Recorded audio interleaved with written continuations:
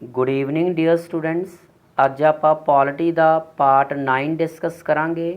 जो भी स्टूडेंट इस चैनल ते नवे ने तो प्लीज़ चैनल नू सबसक्राइब जरूर कर लियो भी तां जो ਵੱਧ ਤੋਂ ਵੱਧ ਵੀਡੀਓਜ਼ ਦੇ ਨੋਟੀਫਿਕੇਸ਼ਨ ਤੁਹਾਡੇ ਲਵੇ ਪਹੁੰਚ ਸਕਣ। ਤੇ ਜੇਕਰ ਤੁਹਾਨੂੰ ਵੀਡੀਓ ਚੰਗੀ ਲੱਗਦੀ ਹੈ ਤਾਂ ਪਲੀਜ਼ ਲਾਈਕ ਤੇ ਕਮੈਂਟ ਜ਼ਰੂਰ ਕਰ ਦਿਆ ਕਰੋ ਤੇ ਅੱਗੇ ਫਰੈਂਡਸ ਦੇ ਸ਼ੇਅਰ ਜ਼ਰੂਰ ਕਰ ਦਿਆ ਕਰੋ ਡੀਅਰ ਸਟੂਡੈਂਟ। ਤਾਂ ਚਲੋ ਅੱਜ ਦਾ ਸੈਸ਼ਨ ਆਪਾਂ ਸ਼ੁਰੂ ਕਰਦੇ ਹਾਂ।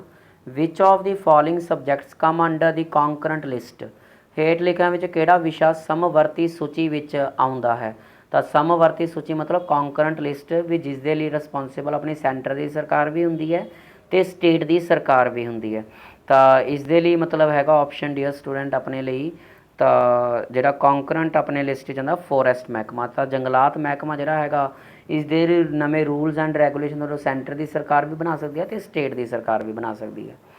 ਨੈਕਸਟ ਹੈਗਾ the second schedule of the Indian constitution deals with. ਭਾਰਤੀ ਸੰਵਿਧਾਨ ਦੀ ਦੂਜੀ ਅਨੁਸੂਚੀ ਕਿਸ ਨਾਲ ਸੰਬੰਧਿਤ ਹੈ। ਦੂਜੀ ਅਨੁਸੂਚੀ ਵਿੱਚ ਆਪਾਂ ਸੈਲਰੀਜ਼ ਦਿੰਦੇ ਹਾਂ ਹਰ ਇੱਕ ਪਰਸਨ ਦੀ। ਤਾਂ salary of president governor chief justice ਵਗੈਰਾ। ਤਾਂ 162 ਦਾ ਆਪਣੇ ਕੋਲ ਬੀ ਆਪਸ਼ਨ ਬਣ ਜਾਏਗਾ। 162 ਦਾ B option salaries of the president governor and chief ਜੱਜਿਸ। ਨੈਕਸਟ ਹੈਗਾ under which list is education placed in Indian constitution. ਕਿਸ ਸੂਚੀ ਦੇ ਤਹਿਤ ਭਾਰਤੀ ਸੰਵਿਧਾਨ 'ਚ ਸਿੱਖਿਆ ਨੂੰ ਰੱਖਿਆ ਗਿਆ ਹੈ। ਤਾਂ ਐਜੂਕੇਸ਼ਨ ਹੈ ਜਿਹੜਾ ਆਪਣਾ ਇਹ ਆਪਣਾ ਕੌਂਕਰੈਂਟ ਲਿਸਟ ਦਾ ਹਿੱਸਾ ਹੈਗਾ ਕਿਉਂਕਿ ਐਜੂਕੇਸ਼ਨ ਦੇ ਲਈ ਨਿਯਮ ਆਪਣੀ ਸੈਂਟਰ ਦੀ ਸਰਕਾਰ ਵੀ ਬਣਾ ਸਕਦੀ ਹੈ ਅਤੇ ਸਟੇਟ ਦੀ ਸਰਕਾਰ ਵੀ ਨਿਯਮ ਬਣਾ ਸਕਦੀ ਹੈ ਐਜੂਕੇਸ਼ਨ ਦੇ ਲਈ। ਨੈਕਸਟ ਹੈਗਾ which part of the constitution of India contains fundamental rights for the citizen of India. ਤਾਂ ਫੰਡਾਮੈਂਟਲ ਰਾਈਟਸ ਨੂੰ ਐਕਸਪਲੇਨ ਕੀਤਾ ਹੋਇਆ ਕਿਸ ਪਾਰਟ ਦੇ ਵਿੱਚ ਐਕਸਪਲੇਨ ਕੀਤਾ ਹੋਇਆ। ਪਾਰਟ 3 ਦੇ ਵਿੱਚ ਫੰਡਾਮੈਂਟਲ ਰਾਈਟਸ ਨੂੰ ਆਪਣਾ ਐਕਸਪਲੇਨ ਕੀਤਾ ਹੋਇਆ। ਤਾਂ 164 ਦਾ ਡੀ ਆਪਸ਼ਨ ਪਾਰਟ 3 ਦੇ ਉੱਤੇ ਤੁਸੀਂ ਟਿਕ ਲਗਾਓਗੇ। ਠੀਕ ਹੈ ਜੀ। ਨੈਕਸਟ ਹੈਗਾ which part of the constitution of India deals with amendment of the constitution. ਤਾਂ ਭਾਰਤੀ ਸੰਵਿਧਾਨ ਦਾ ਕਿਹੜਾ ਪਾਰਟ ਹੈ। ਦੇਖੋ ਆਰਟੀਕਲ ਤਾਂ ਆਪਾਂ ਨੇ ਪਹਿਲਾਂ ਡਿਸਕਸ ਕਰ ਚੁੱਕੇ ਸੀ 368 ਆਰਟੀਕਲ ਹੈ ਬਟ ਪਾਰਟ ਕਿਹੜਾ ਹੈਗਾ ਡੀਅਰ ਸਟੂਡੈਂਟ ਜਿਹਦੇ 'ਚ ਆਪਾਂ ਅਮੈਂਡਮੈਂਟ ਦੀ ਗੱਲ ਕੀਤੀ ਹੈ ਪਾਰਟ 20th ਦੇ ਵਿੱਚ। ਤਾਂ 20ਵੇਂ ਪਾਰਟ ਦੇ ਵਿੱਚ ਅਮੈਂਡਮੈਂਟ ਦੀ ਗੱਲ ਹੋਈ ਹੈ ਤਾਂ 165ਵੇਂ ਦਾ ਸੀ ਆਪਸ਼ਨ ਪਾਰਟ 20 ਦੇ ਵਿੱਚ ਆਪਣੀ ਅਮੈਂਡਮੈਂਟ ਦੀ ਗੱਲ ਹੋਈ ਹੈ। ਠੀਕ ਹੈ ਜੀ। ਨੈਕਸਟ ਹੋਗਾ article number 17 of the constitution of India deals with. ਤਾਂ ਜਿਹੜਾ ਆਰਟੀਕਲ ਨੰਬਰ 17 ਆ ਬਹੁਤ ਫੇਮਸ ਹੈ। ਇਹ ਅਬੋਲਿਸ਼ਨ ਆਫ ਅਨਟਚੇਬਿਲਿਟੀ ਨੂੰ ਡਿਨੋਟ ਕਰਦਾ ਛੂਤ ਛਾਤ ਤੋਂ ਮੁਕਤ ਮਤਲਬ ਮੁਕਤ ਕਰਨਾ ਭਾਰਤ ਨੂੰ ਡੀਅਰ ਹੈ ਨਾ। ਤਾਂ ਬੀ ਆਪਸ਼ਨ ਆਰਟੀਕਲ ਨੰਬਰ 17 ਆਪਣਾ ਅਬੋਲਿਸ਼ਨ ਆਫ ਅਨਟਚੇਬਿਲਿਟੀ ਨੂੰ ਡਿਨੋਟ ਕਰਦਾ। ਨੈਕਸਟ ਹੈਗਾ which article of the Indian constitution prohibits discrimination on the grounds of religion race caste sex and place of birth. ਭਾਰਤੀ ਸੰਵਿਧਾਨ ਦਾ ਕਿਹੜਾ ਅਨੁਛੇਦ ਧਰਮ ਨਸਲ ਜਾਤ ਲਿੰਗ ਅਤੇ ਜਨਮ ਸਥਾਨ ਦੇ ਆਧਾਰ 'ਤੇ ਵਿਤਕਰੇ ਦੀ ਮਨਾਹੀ ਕਰਦਾ ਵੀ ਕਿਸੇ ਤਰ੍ਹਾਂ ਦਾ ਮਤਲਬ ਭੇਦਭਾਵ ਨਹੀਂ ਤੁਸੀਂ ਕਰ ਸਕਦੇ। ਉਹ ਆਰਟੀਕਲ ਨੰਬਰ 15 ਦੇ ਵਿੱਚ ਗੱਲ ਕਰਦਾ। ਤਾਂ 167 ਦਾ ਡੀ ਆਪਸ਼ਨ ਆ ਜਾਏਗਾ ਆਪਣੇ ਕੋਲ 15 ਆਰਟੀਕਲ। ਤਾਂ ਨੈਕਸਟ ਹੈਗਾ which article in the Indian constitution deals with fundamental duties.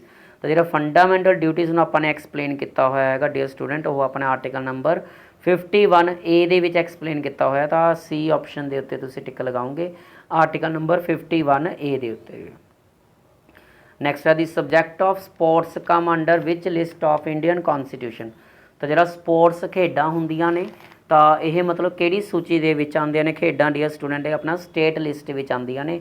ਤਾਂ ਬੀ ਆਪਸ਼ਨ ਸਟੇਟ ਲਿਸਟ ਦੇ ਉੱਤੇ ਤੁਸੀਂ ਸਪੋਰਟਸ ਜਿਹੜੀਆਂ ਹੁੰਦੀਆਂ ਨੇ ਸਟੇਟ ਲਿਸਟ ਵਿੱਚ ਆਉਂਦੀਆਂ ਨੇ ਇਸ ਦੇ ਉੱਤੇ ਤੁਸੀਂ ਟਿਕ ਲਗਾ ਦੋਗੇ। ਨੈਕਸਟ ਹੈ the first amendment to the constitution of India was made on. ਭਾਰਤ ਦੇ ਸੰਵਿਧਾਨ ਵਿੱਚ ਪਹਿਲੀ ਸੋਧ ਕਿਸ ਸਾਲ ਕੀਤੀ ਗਈ ਸੀ। ਤਾਂ ਪਹਿਲੀ ਵਾਰ ਜਿਹੜਾ ਸੰਵਿਧਾਨ ਦੇ ਉੱਤੇ ਮਤਲਬ ਅਮੈਂਡਮੈਂਟ ਲਗਾਈ ਗਈ ਸੀ ਡੀਅਰ ਸਟੂਡੈਂਟ 1951 ਦੇ ਵਿੱਚ ਅਮੈਂਡਮੈਂਟ ਲੱਗੀ ਸੀਗੀ। ਤਾਂ 170 ਦਾ ਏ ਆਪਸ਼ਨ ਆ ਜਾਊਗਾ 1951 ਦੇ ਵਿੱਚ ਪਹਿਲੀ ਵਾਰ ਅਮੈਂਡਮੈਂਟ ਲੱਗੀ ਸੀਗੀ ਅਤੇ ਜਿਸ ਦੇ ਨਾਲ ਮਤਲਬ ਆਪਣਾ ਸ਼ਡਿਊਲ ਨੰਬਰ 9ਵਾਂ ਐਡ ਕੀਤਾ ਗਿਆ ਸੀਗਾ ਆਪਣੇ ਸੰਵਿਧਾਨ ਦੇ ਵਿੱਚ ਡੀਅਰ। ਠੀਕ ਹੈ ਜੀ। ਨੈਕਸਟ ਹੈਗਾ the first amendment introduced in 1951 added dash to the Indian constitution. 1951 'ਚ ਪੇਸ਼ ਕੀਤੀ ਗਈ ਪਹਿਲੀ ਸੋਧ ਨੇ ਡੈਸ਼ ਭਾਰਤੀ ਸੰਵਿਧਾਨ ਵਿੱਚ ਸ਼ਾਮਿਲ ਕੀਤਾ। ਤਾਂ ਕੀ ਸ਼ਾਮਿਲ ਕੀਤਾ ਸੀਗਾ 9th ਸ਼ਡਿਊਲ ਐਡ ਕੀਤਾ ਸੀਗਾ ਆਪਣਾ 1951 ਦੇ ਵਿੱਚ 9ਵਾਂ ਸ਼ਡਿਊਲ ਕਿਉਂਕਿ ਪਹਿਲਾਂ 8 ਸ਼ਡਿਊਲ ਹੁੰਦੇ ਸੀਗੇ ਜਦੋਂ ਆਪਾਂ ਨੇ ਸੰਵਿਧਾਨ ਲਾਗੂ ਕੀਤਾ ਤਾਂ 9ਵਾਂ ਸ਼ਡਿਊਲ ਪਹਿਲੀ ਅਮੈਂਡਮੈਂਟ ਨੇ ਐਡ ਕੀਤਾ ਸੀਗਾ। ਤਾਂ ਸੀ ਆਪਸ਼ਨ 9th ਸ਼ਡਿਊਲ ਦੇ ਉੱਤੇ ਤੁਸੀਂ ਟਿਕ ਲਗਾਓਗੇ। ਨੈਕਸਟ ਹੈਗਾ ਦੀ 10th schedule to the Indian ਕੌਨਸਟੀਟਿਊਸ਼ਨ added by which amendment. ਤਾਂ ਜਿਹੜਾ 10ਵਾਂ ਸ਼ਡਿਊਲ ਸੀ ਕਹਿੰਦੇ ਕਿਸ ਅਮੈਂਡਮੈਂਟ ਰਾਹੀਂ ਐਡ ਹੋਇਆ ਸੀਗਾ। ਤਾਂ 52 ਅਮੈਂਡਮੈਂਟ 1985 ਰਾਹੀਂ ਐਡ ਕੀਤਾ ਸੀਗਾ ਆਪਾਂ ਨੇ। 10ਵੀਂ ਮਤਲਬ 10ਵਾਂ ਸ਼ਡਿਊਲ ਜਿਹੜੀ ਆਪਣੇ ਐਂਟੀ ਡਿਫੈਕਸ਼ਨ ਲਾਅ ਸੀਗਾ ਆਪਣੇ 10th ਸ਼ਡਿਊਲ ਦੇ ਵਿੱਚ ਡੀਅਰ, ਠੀਕ ਹੈ ਜੀ। ਨੈਕਸਟ ਹੈਗਾ according to which article of the Indian constitution the president rule is implemented in a state. ਤਾਂ ਪ੍ਰੈਜ਼ੀਡੈਂਟ ਰੂਲ ਆਪਾਂ ਸਟੇਟ ਐਮਰਜੈਂਸੀ ਨੂੰ ਕਹਿੰਦੇ ਹੁੰਦੇ ਆ। ਤਾਂ ਜਿਹੜੇ ਸਟੇਟ ਐਮਰਜੈਂਸੀ ਲੱਗ ਸਕਦਾ ਕਿਸ ਆਰਟੀਕਲ ਦੇ ਅੰਡਰ ਲੱਗੂਗਾ ਆਪਣੇ ਭਾਰਤੀ ਸੰਵਿਧਾਨ ਦੇ ਅਨੁਸਾਰ ਡੀਅਰ, ਤਾਂ ਆਰਟੀਕਲ ਨੰਬਰ 356 ਦੇ ਅਕੋਰਡਿੰਗ। ਤਾਂ C 356 ਦੇ ਅਕੋਰਡਿੰਗ ਮਤਲਬ ਕਿਸੇ ਵੀ ਸਟੇਟ 'ਤੇ ਆਪਾਂ ਸਟੇਟ ਐਮਰਜੈਂਸੀ ਲਗਾ ਸਕਦੇ ਹਾਂ, ਠੀਕ ਹੈ ਜੀ। ਪ੍ਰੈਜ਼ੀਡੈਂਟ ਰੂਲ ਕਹਿੰਦੇ ਜਿਹਨੂੰ ਆਪਾਂ। ਨੈਕਸਟ ਹੈਗਾ which article of the Indian constitution deals with the election of the president of India. ਤਾਂ ਜਿਹੜਾ ਭਾਰਤੀ ਸੰਵਿਧਾਨ ਦਾ ਕਿਹੜਾ ਅਨੁਛੇਦ ਭਾਰਤ ਦੇ ਰਾਸ਼ਟਰਪਤੀ ਦੀ ਚੋਣ ਨਾਲ ਸੰਬੰਧਿਤ ਆਰਟੀਕਲ ਨੰਬਰ ਜਿਹੜਾ 54 ਤੇ 55 ਹੈ, ਇਹ ਦੋ ਆਰਟੀਕਲ ਨੇ ਜਿਹੜੇ ਰਾਸ਼ਟਰਪਤੀ ਦੀ ਚੋਣ ਨੂੰ ਲੈ ਕੇ ਸੰਬੰਧਿਤ ਨੇ। ਤਾਂ ਆਰਟੀਕਲ ਨੰਬਰ 54 ਤੇ 55 ਡੀ ਹੈ, ਠੀਕ ਹੈ ਜੀ। ਨੈਕਸਟ ਹੈਗਾ which article of the Indian constitution deals with emergency due to war external aggression and armed rebellion. ਤਾਂ ਐਮਰਜੈਂਸੀ ਜਿਹੜੀ ਵਾਰ ਦੇ ਕਰਕੇ ਲੱਗੂਗਾ, external aggression and armed rebellion ਕਰਕੇ ਲੱਗੂਗਾ, ਨੈਸ਼ਨਲ ਐਮਰਜੈਂਸੀ ਲੱਗਦੀ ਹੁੰਦੀ ਹੈ। ਨੈਸ਼ਨਲ ਐਮਰਜੈਂਸੀ ਆਰਟੀਕਲ ਨੰਬਰ 352 ਦੇ ਅਕੋਰਡਿੰਗ ਲੱਗਦੀ ਹੁੰਦੀ। ਤਾਂ 352 ਆਰਟੀਕਲ ਬੀ ਆਪਸ਼ਨ ਦੇ ਉੱਤੇ ਤੁਸੀਂ ਟਿੱਕ ਲਗਾਓਗੇ, ਠੀਕ ਹੈ ਜੀ।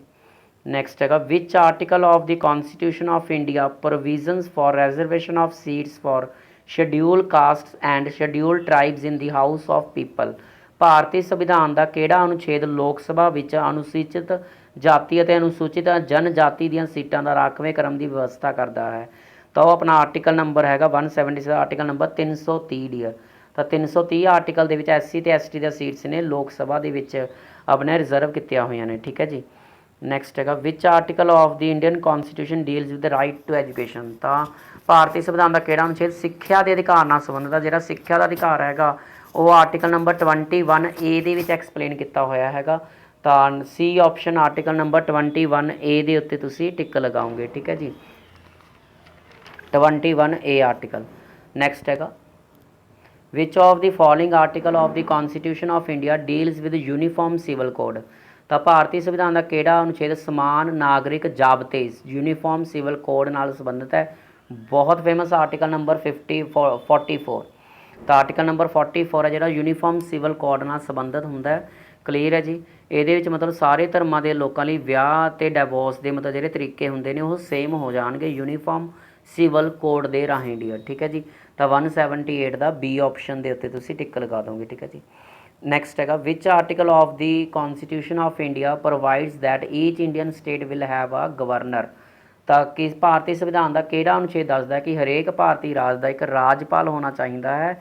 ਤਾਂ ਕਿਸ ਆਰਟੀਕਲ ਦੇ ਵਿੱਚ ਐਕਸਪਲੇਨ ਕੀਤਾ ਹੋਇਆ ਡੀਅਰ ਸਟੂਡੈਂਟ, ਤਾਂ ਇਹ ਆਪਣਾ ਆਰਟੀਕਲ ਨੰਬਰ 153 ਕਹਿੰਦਾ। ਤਾਂ ਆਰਟੀਕਲ ਨੰਬਰ 153 ਜਿਵੇਂ 52 ਆਰਟੀਕਲ ਕੱਲਾ 52 ਪ੍ਰੈਜ਼ੀਡੈਂਟ ਆਫ ਇੰਡੀਆ ਨੂੰ ਰੈਫਰ ਕਰਦਾ, 153 ਗਵਰਨਰ ਆਫ ਦੀ ਸਟੇਟ ਦੱਸਦਾ ਵੀ ਭਾਰਤੀ ਰਾਜ ਦਾ ਇੱਕ ਰਾਜਪਾਲ ਹੋਣਾ ਚਾਹੀਦਾ ਡੀਅਰ।